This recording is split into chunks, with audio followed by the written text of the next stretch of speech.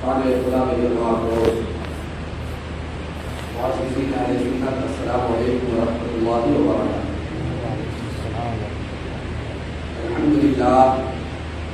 الحمدللہ رب العالمین والعاقبۃ للمتقین والصلاة والسلام علی سید الانبیاء والمرسلین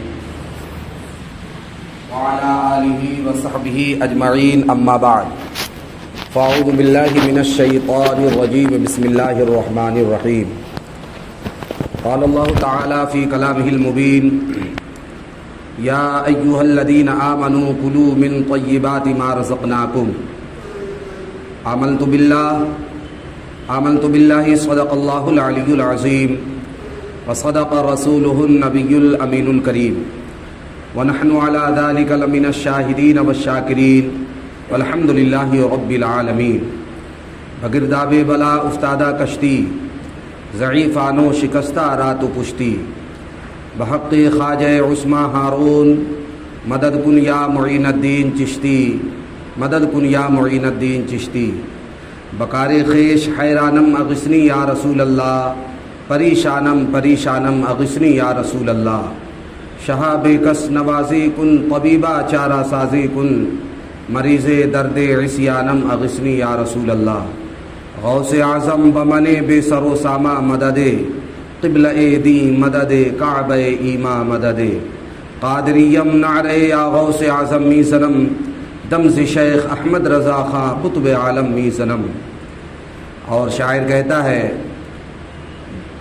کہ اے طائر لاہوتی، اس رزق سے موت اچھی جس رزق سے آتی ہو پرواز میں کوتاہی۔ عزیزان ملت، آج میری تقریر کا عنوان ہے رزق حلال کی اہمیت و افادیت۔ انشاءاللہ تبارک و تعالی اس پر کچھ معروضات پیش کیے جائیں گے۔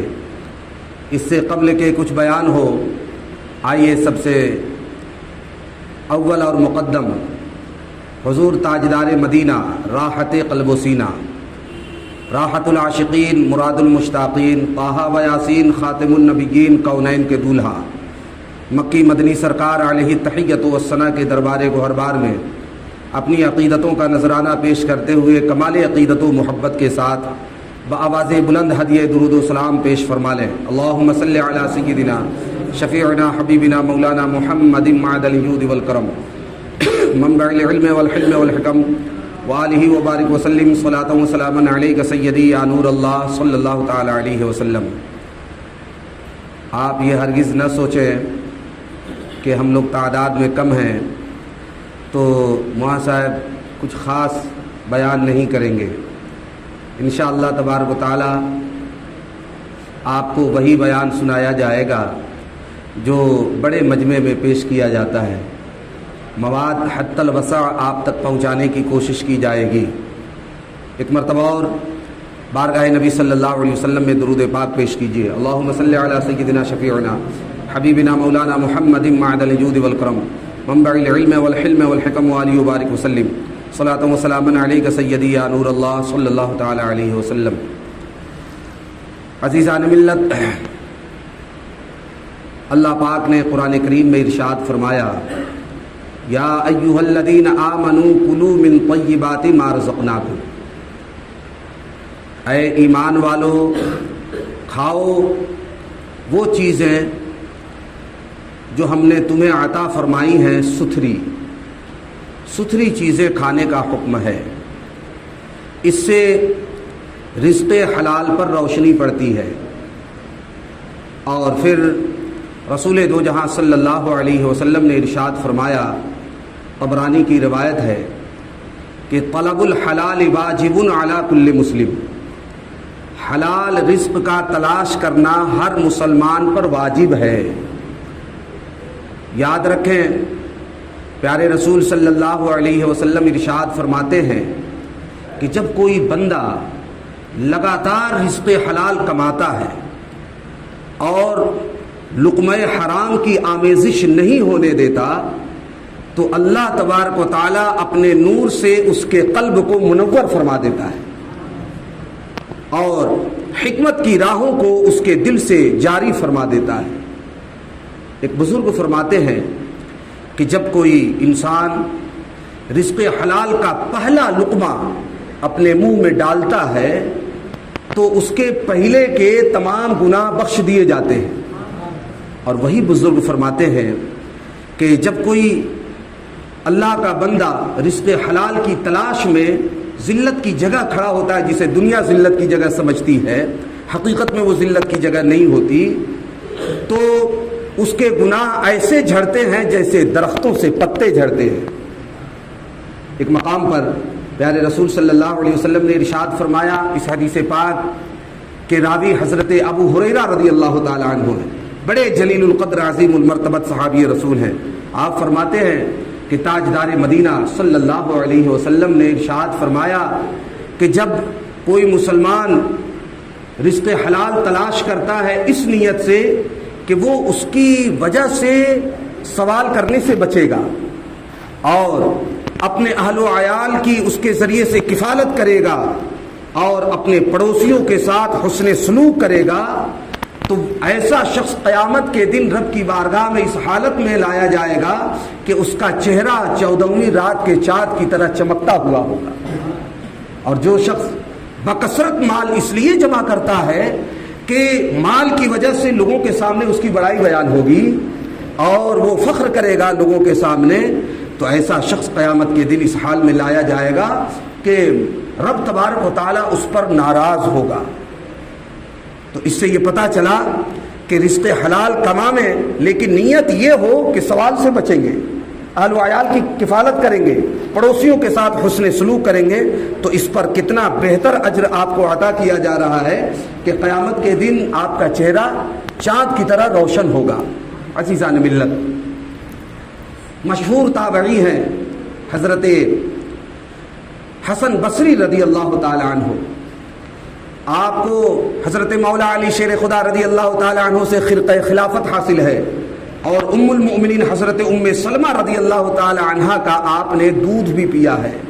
آپ فرماتے ہیں کہ جب پہلی مرتبہ دینار بنا تو شیطان اسے آنکھوں سے لگایا، چوما اور کہا اے دینار، جو تجھ سے دوستی کرے وہ میرا غلام ہے۔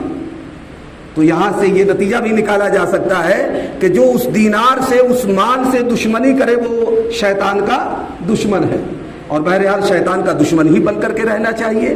عزیزان ملت، آج کے زمانے میں ہم دیکھ رہے ہیں کہ بلا شبہ جو مال کی محبت میں گرفتار نظر آتا ہے وہ کثرت سے گناہوں میں بھی گرفتار نظر آتا ہے۔ اس لیے مال کی محبت چھوڑ کر کے مولا کی محبت اپنانے کی ضرورت ہے۔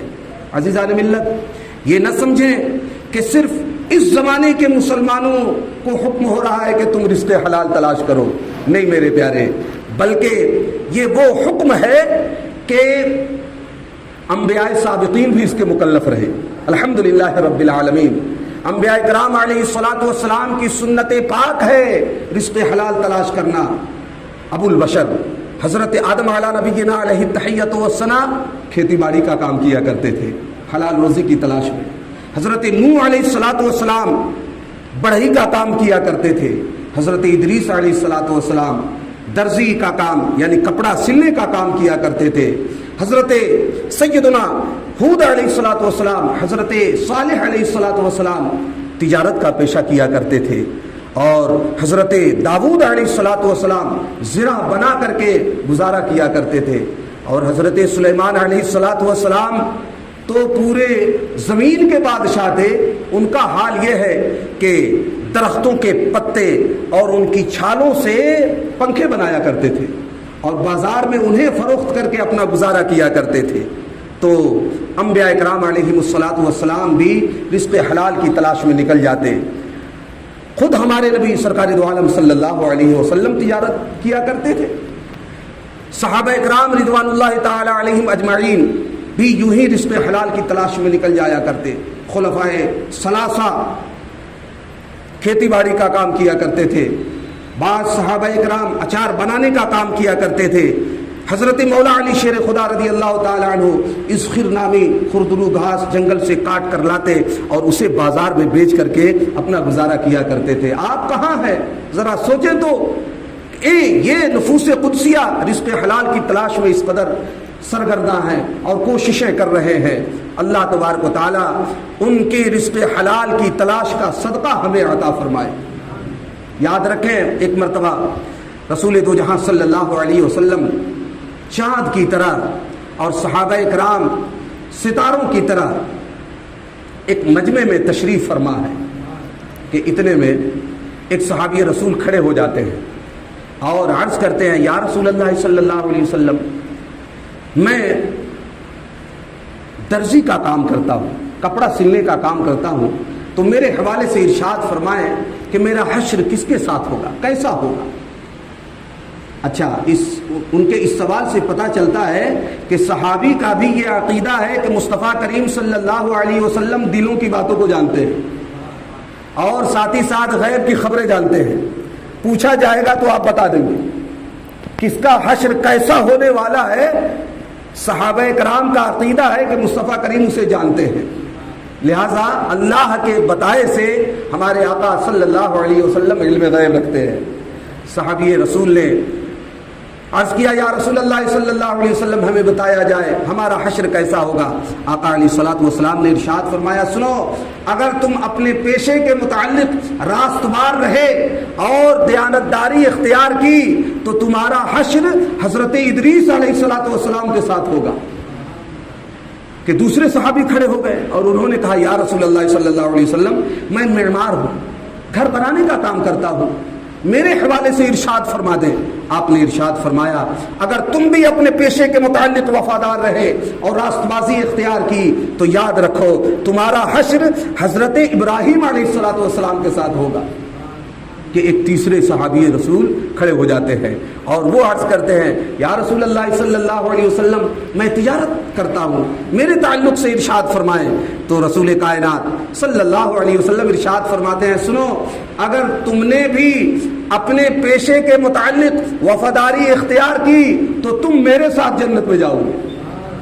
معلوم یہ ہوا کہ کوئی بھی پیشہ کیا جائے اس میں دیانتداری ضروری ہے, حلال طریقے سے ہی روزی حاصل کی جائے, حرام طریقوں کو ہرگز ہاتھ نہ لگایا جائے. میرے پیارے اس ضمن میں چند باتیں آپ کے سامنے پیش کر دینا مناسب سمجھتا ہوں, توجہ فرمائیں. دیکھیے دو باتیں ہیں,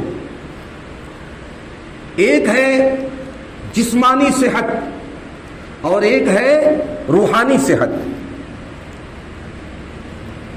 جسم اگر بیمار ہو جائے تو وہ اپنا کام صحیح طور پر انجام نہیں دے سکتا ہے. آنکھیں بیمار ہو جائیں تو مجھے بتائیے صحیح طور پر وہ دیکھ سکتی ہیں؟ نہیں. کان اگر بیمار ہو جائیں تو وہ صحیح طور پر سن نہیں سکتے. ہاتھوں میں اگر بیماری لگ جائے تو صحیح طور پر ان سے پکڑا نہیں جا سکتا ہے. پاؤں میں اگر بیماری لگ جائے تو صحیح طور پر قدم اٹھائے نہیں جا سکتے. معلوم یہ ہوا کہ جسم میں اگر بیماری لگ جائے تو جسم صحیح طور پر اپنا مقصد تخلیق اور اپنا وظیفہ ادا نہیں کر سکتا ہے. اسی طریقے سے اگر روح بیمار ہو جائے تو بیمار روح چونکہ غافل ہوا کرتی ہے, وہ آخرت کی تیاریوں میں مصروف نہیں ہوتی ہے. عزیزان ملت اسلامیہ, ساری زندگی انسان کی ضائع ہو جاتی ہے. اس لیے دونوں کی صحت ضروری ہے. جسم بھی اچھا ہونا چاہیے اور ساتھ ہی ساتھ روح بھی صحت مند ہونا چاہیے. اب جسمانی صحت کے لیے ضروری ہے کہ جسم کو جو خوراک راس آتی ہو, اچھی لگتی ہو, جو اسے بیمار نہ کرے وہی خوراک جسم کو دی جائے, اور جو خوراک جسم کو بیمار کر دینے والی ہو, جسم کو راس نہ آتی ہو, ہرگز وہ خوراک جسم کو نہ دی جائے. مجھے بتائیے کہ کیا نومولود بچے کو آپ گوشت کا سالن کھلاتے ہیں؟ کھلائیں گے؟ کیوں نہیں کھلائیں گے؟ بیمار ہو جائے گا. اس کا جسم اس گوشت کے سالن کو برداشت کرنے کی صلاحیت نہیں رکھتا ہے. وہ نومولود بچہ جو 1 مہینے کا ہے وہ گرم چائے پی سکتا ہے؟ نہیں پی سکتا. ایک بلڈ پریشر کا مریض اپنے منہ میں شکر کی چمچ رکھ سکتا ہے؟ اپنے منہ میں وہ نمک کی چمک رکھ سکتا ہے؟ ہرگز نہیں.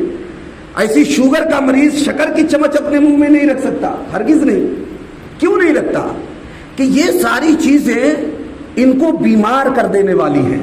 اس لیے جسم کو جو بیمار کر دینے والی خوراک ہے وہ اسے ہرگز نہیں دی جا سکتی ہے.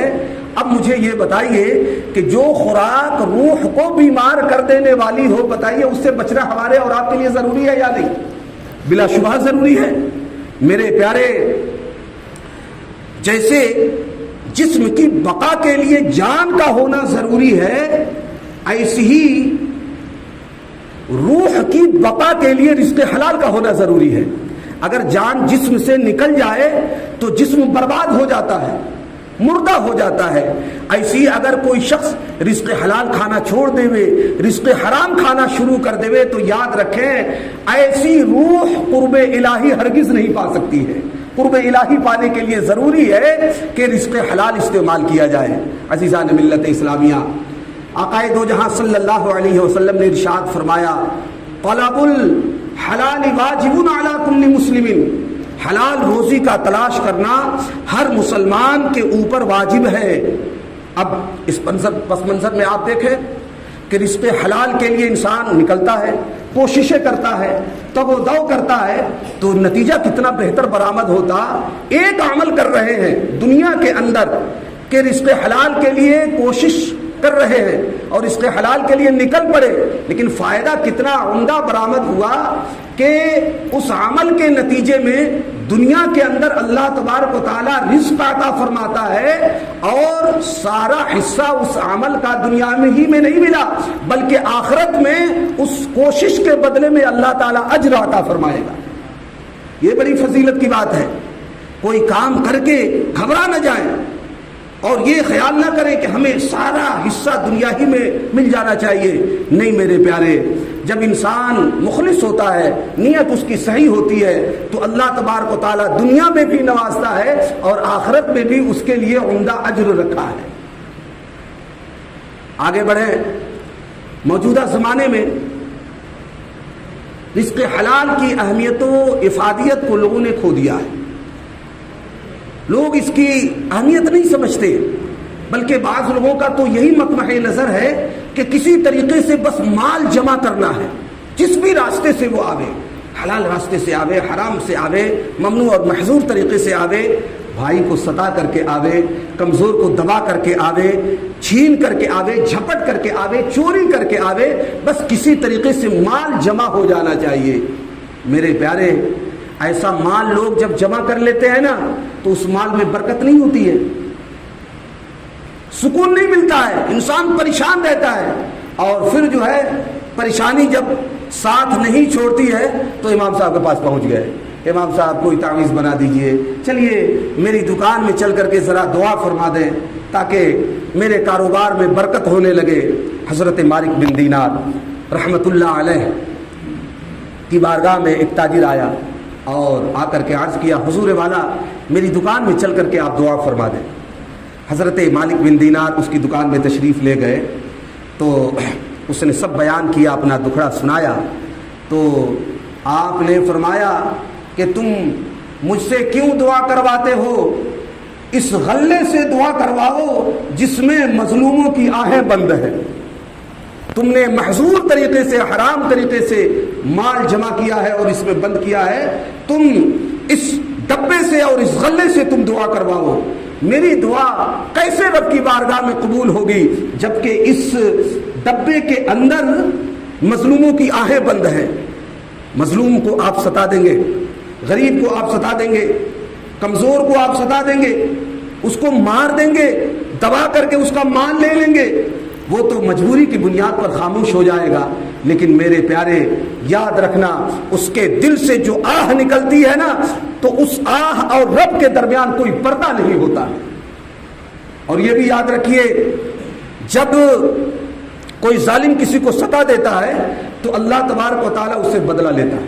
حدیث قدسی ہے، حضرت عبداللہ بن عباس رضی اللہ تعالیٰ عنہما اس حدیث قدسی کی روایت کرتے ہیں کہ رسول اکرامی وقار صلی اللہ علیہ وسلم نے ارشاد فرمایا کہ اے لوگو مجھے اپنے رب کی عزت و جلال کی قسم، میرے رب نے فرمایا لَأَنْتَقِمَنَّ مِنَ الظَّالِمِ فِي عَاجِلِهِ وَآجِلِهِ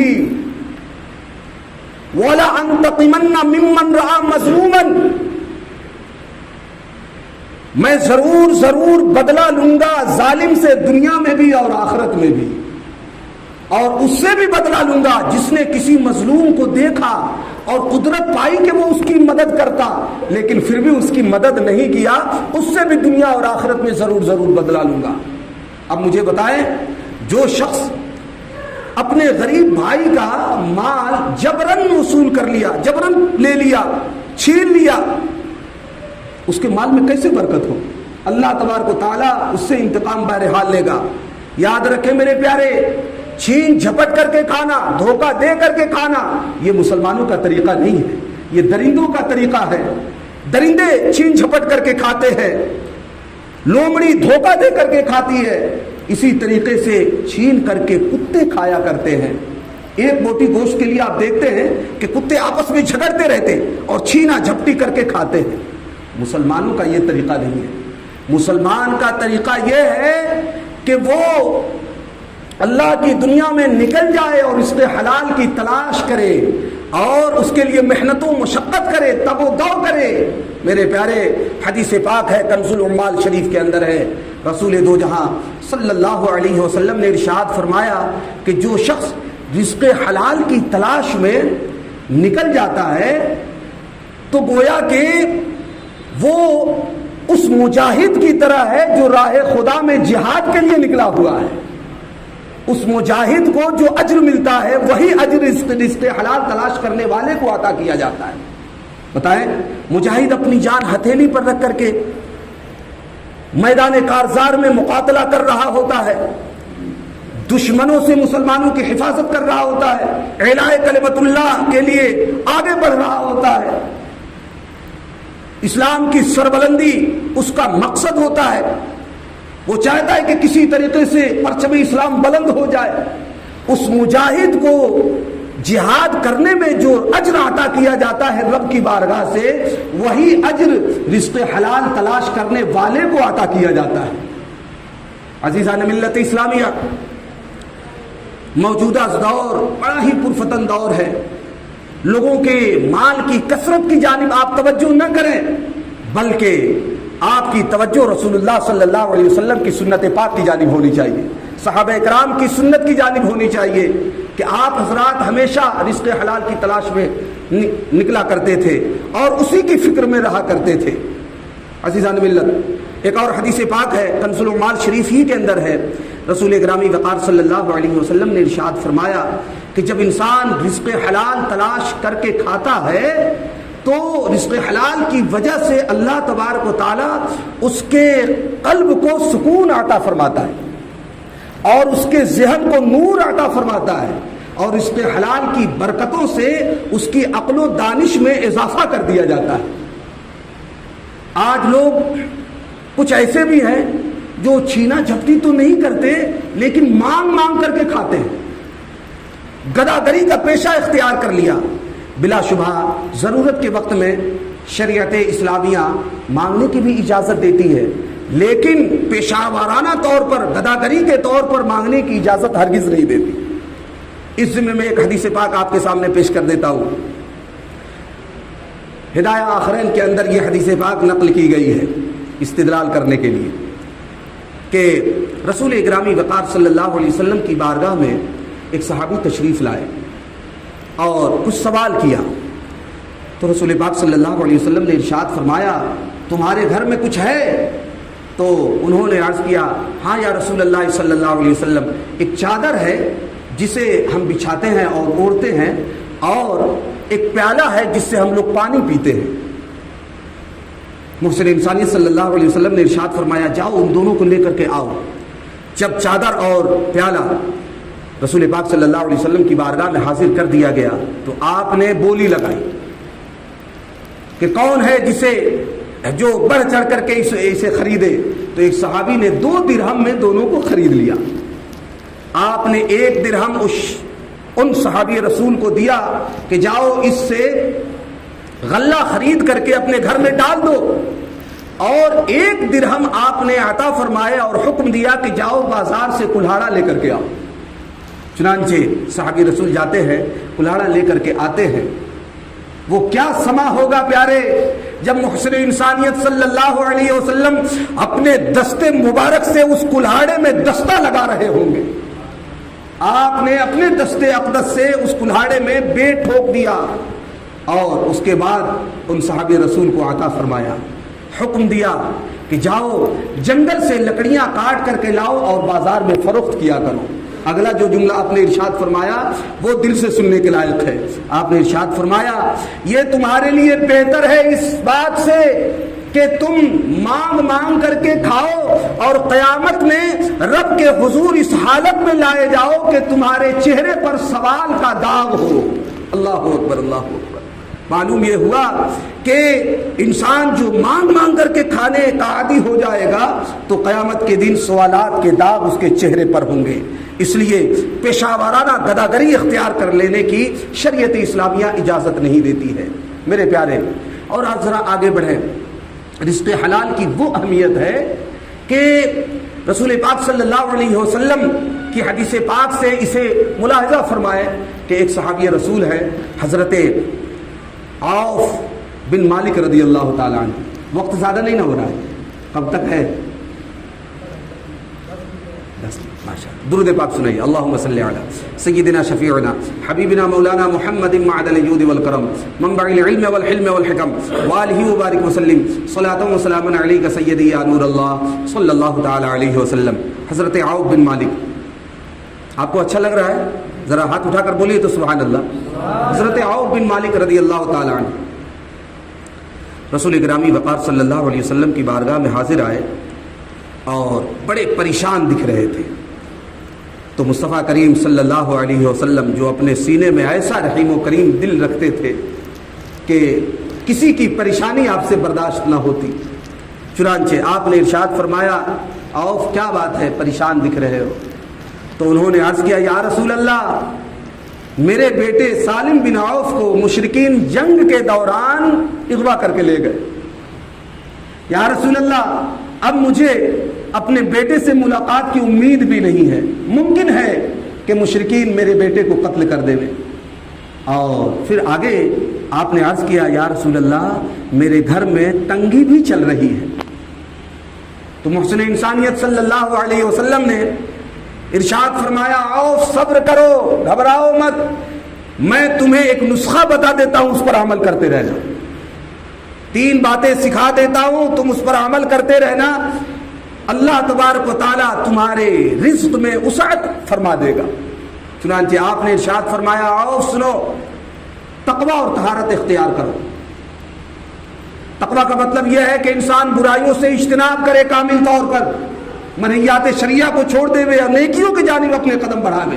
اس کی بہت ساری تفصیلات ہیں، اختصار کے ساتھ پیش کر دیا کہ پہلی چیز تم تقوی اختیار کرو، اور دوسری چیز کے بارے میں آپ نے ارشاد فرمایا کہ عوف تنگی کے اس دور میں کہیں تم رزق حرام کو ہاتھ مت لگا دینا، اس حالت میں بھی تم رزق حلال کی تلاش میں رہنا، حرام کو ہرگز ہاتھ نہ لگانا۔ آج ہمارا حال یہ ہے، تھوڑی سی پریشانی آتی ہے جو خود ہمارے اپنے نفس کی وجہ سے ہوتی ہے، ہمارے کرنے کی وجہ سے ہوتی ہے، ہاں کبھی آزمایا جاتا ہے تو ہم فوراً پریشان ہو جاتے ہیں، بے قرار ہو جاتے ہیں، اس سے جا کر کے شکایتیں کرنے لگتے ہیں، کچھ مانگنے کے لیے ہاتھ پھیلا دیتے ہیں۔ میرے پیارے رسول پاک صلی اللہ علیہ وسلم کی اس حدیث پاک پر عمل کرنے کی ضرورت ہے۔ آپ نے ارشاد فرمایا صبر کرو، تقوی اختیار کرو، اور اس تنگی کے عالم میں کبھی بھی حرام کو ہاتھ مت لگانا بلکہ رزق حلال ہی کی تلاش میں رہنا۔ اور تیسری چیز جو آپ نے ارشاد فرمائی وہ یہ کہ کثرت کے ساتھ لا حول ولا قوت الا باللہ العلی العظیم پڑھتے رہنا۔ سبحان اللہ۔ جناب عوف رضی اللہ تعالی عنہ اس نسخے کو لیتے ہیں، دل میں سجاتے ہیں، زبان پر جاری کر دیتے ہیں، کثرت کے ساتھ لا حول ولا قوت الا باللہ العلی العظیم پڑھ رہے ہیں، چلے گئے۔ جب چند روز گزر گئے تو حضرت عوف تشریف لائے۔ سبحان اللہ۔ ایسے وقت میں تشریف لائے کہ صحابہ کرام کا مجمع جمع ہے اور رسول کائنات صلی اللہ علیہ وسلم چاند کی طرح ان کے درمیان جلوہ افروز ہے. ایسے میں جناب عوف کے چہرے پر مسکراہٹ ہے. آقا علیہ الصلوۃ والسلام نے فرمایا عوف کو ادھر بھیجو. آپ آگے تشریف لائے تو مسکرا رہے تھے. رسول کائنات صلی اللہ علیہ وسلم فرماتے ہیں عوف کیا حال ہے بتاؤ. تو حضرت عوف بن مالک رضی اللہ تعالی عنہ ارشاد فرماتے ہیں, عرض کرتے ہیں یا رسول اللہ صلی اللہ علیہ وسلم, رزق حلال کی برکت سے اور آپ نے جو وظیفہ عطا فرمایا تھا اس کی کثرت سے میرا بیٹا سالم بن عوف آ گیا ہے. سبحان اللہ.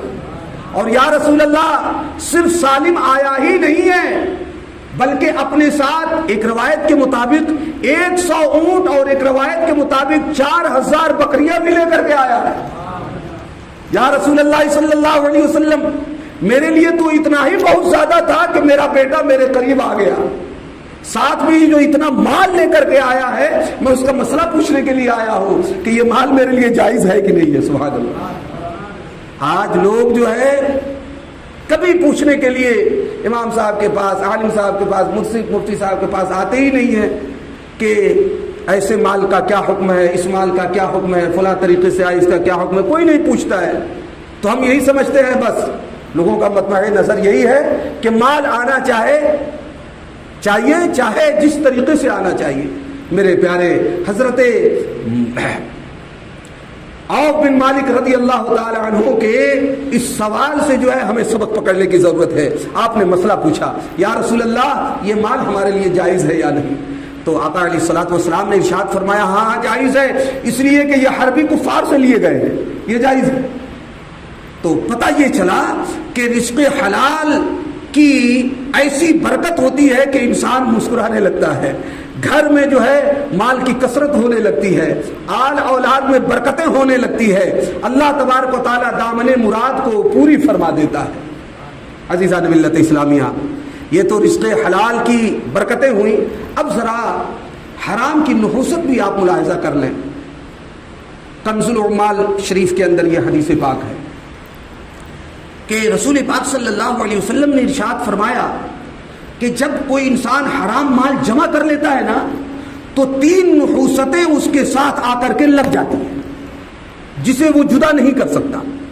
سب سے پہلی نحوست یہ ہے کہ جب انسان حرام مال جمع کر لیتا ہے تو اس سے جب وہ صدقہ کرے گا تو اس کا صدقہ قبول نہیں کیا جائے گا. اللہ اکبر. لوگوں کو اس تعلق سے غور کرنے کی ضرورت ہے. حرام مال سے اگر حج کر لیا جائے تو وہ حج قبول نہیں کیا جاتا ہے, اگرچہ فرضیت ادا ہو جائے گی لیکن حج قبول نہیں کیا جائے گا. آج کے زمانے میں ایسا ہی ہوتا ہے. حاجیوں کی نیکیوں کو دیکھنے کے بعد بڑا افسوس ہوتا ہے کہ حج پڑھنے سے پہلے جتنی نیکیاں کرتا تھا حج پڑھنے کے بعد اس پرسنٹ میں اور کمی ہو گئی, اور حج پڑھنے سے پہلے جو برائیاں کرتا تھا حج پڑھنے کے بعد برائی کے پرسنٹ میں اور اضافہ ہو گیا. علماء کرام نے بیان کیا ہے کہ حج مقبول و مبرور کی علامت یہ ہے کہ حج پڑھنے سے پہلے جتنی برائیاں کرتا تھا حج پڑھنے کے بعد ان برائیوں کے پرسنٹ میں اگر کمی ہو گئی تو سمجھ لو کہ اس کا حج جو ہے قبول ہو چکا ہے, اور نیکیوں میں اضافہ ہو گیا تو سمجھ لو کہ اس کا حج قبول ہو گیا ہے. پہلے کے زمانے میں لوگ پانی کے جہاز سے مہینے کی مسافت طے کر کے حج پڑھنے جایا کرتے تھے, موت کو منہ سے اپنے سر کی آنکھ سے دیکھتے ہوئے جاتے تھے. کشتی میں سوار ہیں اور جب نگاہ اٹھ رہی ہے تو پانی ہی پانی نظر آ رہا ہے, اب گئے کہ تب گئے. خیر خدا خدا کر کے ساحل سے جب کشتی لگتی تھی خدا کا شکر ادا کرتے, ارکان بھی دل جمعی کے ساتھ اور خشوع اور خضوع کے ساتھ ادا کرتے, اور مصطفیٰ کریم صلی اللہ علیہ وسلم کی بارگاہ میں جب حاضر ہوتے تو خوب دعائیں کرتے, یا رسول اللہ پتہ نہیں دوبارہ یہاں پر آنا نصیب ہو کہ نہ ہو, سفر بہت مشکل ہے, یا رسول اللہ صلی اللہ علیہ وسلم قیامت کے دن آپ ہماری سفارش کرائیں اور ہماری شفاعت کرائیں. رسول دو جہاں صلی اللہ علیہ وسلم کا صدقہ عطا ہوتا. وہ حاجی حج پڑھنے کے بعد جب وطن واپس آتا تو تمام گناہوں سے کنارہ کش ہو جاتا. تو ایسے حاجی کو لوگ مصیبت کے وقت میں اپنی دعا کی قبولیت کے لیے وسیلہ بنایا کرتے تھے. لیکن آج کے زمانے میں حج پڑھ کے آیا تو اور برائیوں میں اضافہ ہو گیا. جانتے ہیں ایسا کیوں؟ اس کا مال اچھا نہیں ہے, اچھے مال سے اس نے حج نہیں کیا ہے. اور جب راہ خدا میں خراب مال خرچ کیا جاتا ہے, صدقہ کیا جاتا ہے, اللہ تبارک و تعالیٰ اسے قبول نہیں فرماتا ہے. تو سب سے پہلی نحوست یہ ہے کہ انسان حرام مال کو جب صدقہ کرے گا تو قبول نہیں کیا جائے گا. اور دوسری نحوست یہ بیان کی رسول گرامی وقار صلی اللہ علیہ وسلم نے کہ جب وہ حرام مال جمع کر کے خود اپنی ذات پر خرچ کرے, مثال کے طور پر اس سے بلڈنگ بنا لے, اچھی بلڈنگ بنا لی, ایک دم چمچماتی ہوئی بلڈنگ ہے, یا اچھے قسم کا کپڑا خرید کر کے اس مال سے زیب تن کر لیا. یاد رکھو آقا علیہ الصلوۃ والسلام فرماتے ہیں کہ اس گھر میں اس کو سکون نہیں ملے گا اور اس کپڑے سے اس کو عزت نہیں ملے گی. بتائیے, اتنا پیسہ خرچ کیا, شاندار بلڈنگ بنا لی, لوگ آتے ہیں دیکھ کر کے رشک کرتے ہیں, لیکن اس کے قلب کو سکون نہیں مل رہا ہے. کیا کام کا وہ مال ہے, کس کام کا ہے میرے پیارے, جو قلب کے اطمینان کا باعث نہ بن سکے. اور تیسری نحوست, یہ بہت غور سے سننے کی بات ہے. آقا علیہ الصلوۃ والسلام نے ارشاد فرمایا, اور اگر وہ حرام مال چھوڑ کر کے مر گیا, اس کے وارثین اس حرام مال کو استعمال کرنے لگے, تو یاد رکھو جب تو وہ اپنے لیے جہنم کا سامان کر گیا, اللہ کو استعمال کریں گے اس کے وارثین, اس کی اولاد استعمال کرے گی, اور عقاب عذاب اس کو ہوگا. یہ ہے حرام مال جمع کرنے کی نحوستیں. یاد رکھو پیارے, حرام مال جب کوئی انسان جمع کر لیتا ہے نا, اس کی دعا قبول نہیں ہوتی ہے. حضرت وہب بن منبہ رضی اللہ تعالی عنہ فرماتے ہیں کہ ایک مرتبہ حضرت موسیٰ علیہ الصلوۃ والسلام نے ایک شخص کو دیکھا کہ بڑی تضرع و زاری کے ساتھ وہ دعائیں کر رہا ہے, تو آپ نے رب کی بارگاہ میں التجا کی, اے مولا اس کی دعا کیوں نہیں قبول فرما لیتا. تو حضرت موسیٰ علیہ الصلوۃ والسلام کی طرف وحی کی گئی اور بتایا گیا, اے موسیٰ یہ اس قدر روے کہ اپنے آپ کو ہلا کر لے لے, اور اس قدر اپنے ہاتھ اونچا کرے کہ آسمان سے اس کے ہاتھ چھو جائیں, تب بھی اس کی دعا میں قبول نہیں کروں گا, اس لیے کہ اس کے پیٹ میں بھی حرام ہے, اس کی پشت پر بھی حرام ہے, اور اس کے گھر میں بھی حرام ہے. عزیزان ملت اسلامیہ, رب تبارک و تعالی ہم سب کو رزق حلال کمانے اور اسے ہی کھانے کی توفیق رفیق عطا فرمائے, اور رزق حرام سے کامل طور پر اجتناب کرنے کی توفیق رفیق عطا فرمائے. آمین بجاہ النبی الکریم علیہ الصلاۃ والتسلیم. استغفر اللہ ربی من کل ذنب واتوب الیہ, لا الہ الا اللہ محمد رسول اللہ, وما علینا الا البلاغ المبین. السلام علیکم ورحمۃ اللہ تعالی وبرکاتہ.